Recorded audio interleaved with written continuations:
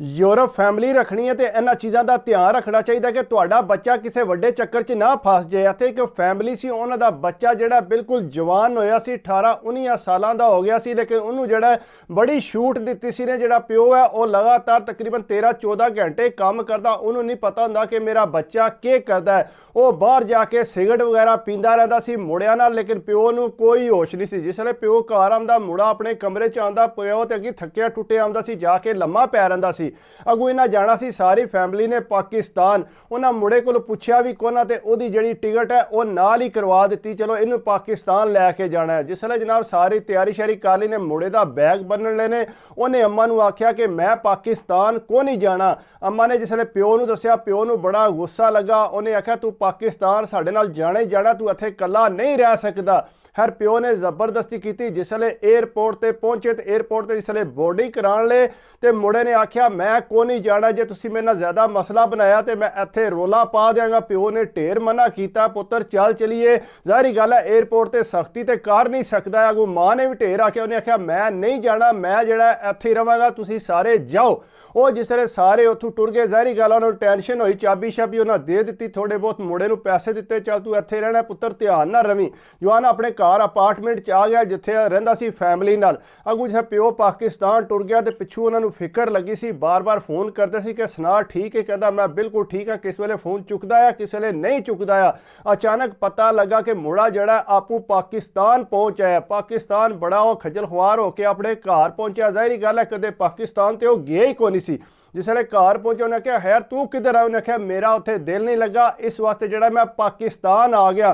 उन्हें आख्या तू पाकिस्तान अचानक किस तरह आ गया, तेरे को टिकट के पैसे कित्थों आए। उन्हें आख्या मेरे को पैसे आ गए सी, लेकिन मैं टिकट लैके जड़ा वो मैं उत्थे पहुंच आया। अगू जिसले उत्थे रहा, शादी शुदी उन्हें भगताई, अगे पिछे जो भी किसी रिश्तेदार नाल मिलना सी, मिल गिल के वापस आना सी। मुड़े ने आख्या कि मैं वापस को नहीं जाना। प्यो परेशान हो गया, उन्हें आख्या तू वापस क्यों नहीं जाना।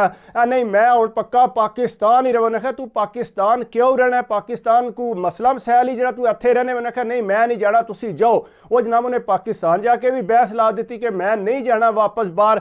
अगू घर दे ढेर होंदियां मिन्नतां कीतियां, जवान जड़ा जाण नूं तैयार कोई नहीं सी। उन्हें आख्या चलो थोड़े अरसा रहन दिओ सू ते आपे फिर जिसले अक गया तो आपे वापस आ जाएगा। सारी फैमिली फिर उस तरह जनाब जी है इत्थे पहुंच आई। जिसले इत्थे पहुंची है उन्होंने तो इस गल की खबर भी नहीं सी कि साडे नाल के मसला बन गया। वो जनाब जो ही घर पहुंचे ने तो मगर पुलिस भी आ गया। उन्हें आके दरवाज़ा खटकाना शुरू कर दिता है। जिसले दरवाज़ा खटकाया उन्हें तकिया सामने पुलिस ने आख्या कि गल सुनो तुहाडा मुड़ा कित्थे है। उन्हें आख्या क्यों के मसला आया। उन्हें आख्या जी तुहाडे मुड़े ने एक जिहड़े बच्ची दा उहदा मर्डर कीते 18-19 साल की जिहड़ी गोरी है उहदा इन्हें मर्डर कीते ते सानू लभदा नहीं पिया, वो गया किधर है। उन्हें आख्या वो किस तरह कर सकता, वो तो पाकिस्तान है। उन्हें आख्या पाकिस्तान कदों गया। उन्हें आख्या फलानी तरीक गया। उन्हें आख्या उस तो पहला का जो मर्डर होए है वो भी तुहाडे इत्थे फ्लैट में होए है। कहते बड़ी परेशानी बन गई कि होया की है साडे नाल। कहते उस टाइम मुड़े नूं फोन मारिया कि इस तरह पुलिस भी गल आखदी है। वो कहता नहीं ये पापा झूठ है, मैं तुहानूं दसना सी लेकिन मैं तुहानूं दस नहीं सकिया। कहता असीं भी बड़े कशमकश पै गए कि बनिया साडे नाल की है, सानूं इन्हें कोई गल दसी कोई नहीं। पुलिस जिहड़ी है वो पुछदी है भी अगू इसले पुलिस नूं असीं आख्या कि वो पाकिस्तान गया। उन्हें आख्या गल सुनो उन्होंने पाकिस्तान बुलाओ, नहीं तो असीं आपू जिहड़ा पाकिस्तान रिपोर्ट करके जाहिर गल है इस मुल्क का यूरोप का उहदे कोल पासपोर्ट है, उन्होंने इत्थे वापस आना पवेगा। कहना मैं अगू आख्या कि तुसीं ना फिक्र करो, मैं अपने बच्चे नूं जिहड़ा वापस लैके आवांगा। अगू कहना मैं पाकिस्तान गया, जाके अपने बेटे नूं आख्या कि चल वापस चलीए, तू किहड़ा काम कर रहा। आख्या डैडी मैं नहीं किया, मैं जिसले उन्होंने लड़की नूं अपार्टमेंट च लैके आया असीं सिगरट पे पींदे सां। कहता बगैर तो तू सिगरट भी पीने। उन्हें आख्या जा डैडी मैं कदे कदे सिगरट पी लेना, वो भी चरस वाले सिगरट पींदा आ। प्यो नूं परेशानी हो गई कि करदा की रहा। उन्हें आख्या डैडी मैं वो सिगरट पीता, मैनू कोई होश नहीं रही। जो ही मैं अखां मेरियां खुलियां ने तो सामने देखिया वो कुड़ी दे सिर च किसी ने सट्ट मारी सी ते वो जिहड़ी है मरी पई सी उत्ते। वो बड़ी उन्हें परेशानी। उन्हें आख्या पुत्तर अगर तू नहीं भी कीते, जे तू कीते भी है फिर भी उन्हें इत्थे पुलिस स्टोर के तेनों वापस उत्थे लै जाना हथ खड़ी ला के। इस तू बेहतर है तू मेरे नाल चल तो उत्थे जाके असीं अपना मुकदमा लड़ने आ। उन्हें जनाब बड़ी मुश्किल अपने मुंडे नूं राजी किया।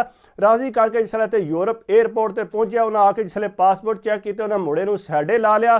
प्यो नूं आख्या तू जा। प्यो ने आख्या नहीं मैं जिहड़ा अपने बेटे नूं नाल लैके जाना है, मैं दस्सिया सी पुलिस नूं कि मैं अपना बेटा जिहड़ा पाकिस्तान नूं लैके आवन लिया। उन्हें आख्या बेशक तू दस्सिया लेकिन हूँ जिहड़ा ये इत्थों नहीं जा सकदा। उन्हें जनाब जाके कमरे च बिठा दिता।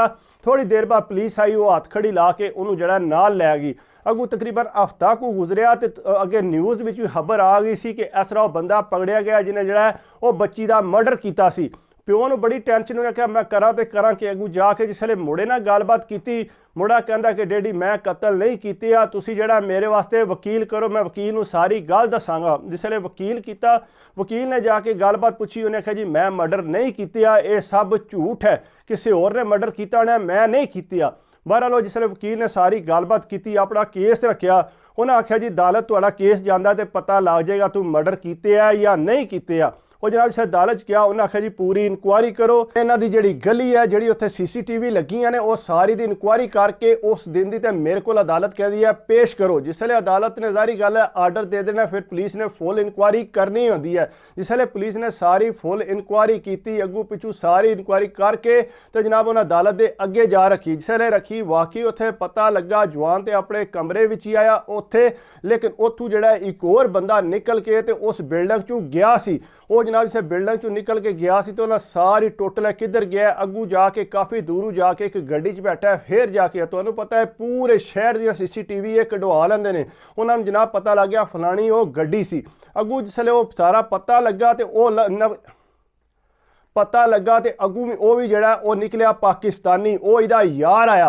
वो इंज है कि इस कुड़ी नूं वो भी पसंद करता। उन्हें आके इसलिए दरवाज़ा खड़काया, जारी गल पी के उन्होंने होश को नहीं सी, उत्थे ही सो गया सी। उन्हें आमदिया साथ कुड़ी नूं आख्या कि चल मेरे नाल, लेकिन कुड़ी जिहड़ी आ नाल नहीं गई, जिस वजह तो उन्हें कुड़ी दे सिर च मार के तो उन्होंने मार दिता है ते आपू जड़ा उत्थों नस गया सी। पुलिस ने अगू जड़ा उन्हां दे छापा मारिया, उस मुड़े नूं जा पकड़िया।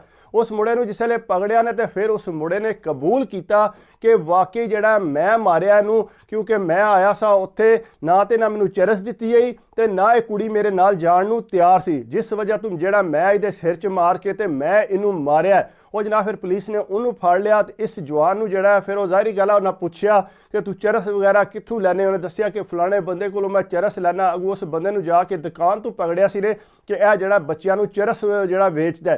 तो इस तरह के भी काम हो जाते हैं। अपनी औलाद नाल जड़ा बड़ा ख्याल रखना पैंदा, इत्थे ये ना होवे बहुत वड्डे मसले बन जान। कोशिश करया करो, एहतियात करया करो, वरना तुसी तुहाडे बच्चे बहुत ज़्यादा मुश्किल च भी फस सकते हैं। अगर मेरी वीडियो तुहानूं अच्छी लगी हो तो प्लीज़ यार लाइक करया करो, कमेंट्स करया करो, सबसक्राइब कर दो तो दिल खुश होंदा। बाकी दुआवां च याद रखा करो, अपनी सेहत का ख्याल रखा करो, सेहत है तो सब कुछ है। अल्लाह हाफिज़।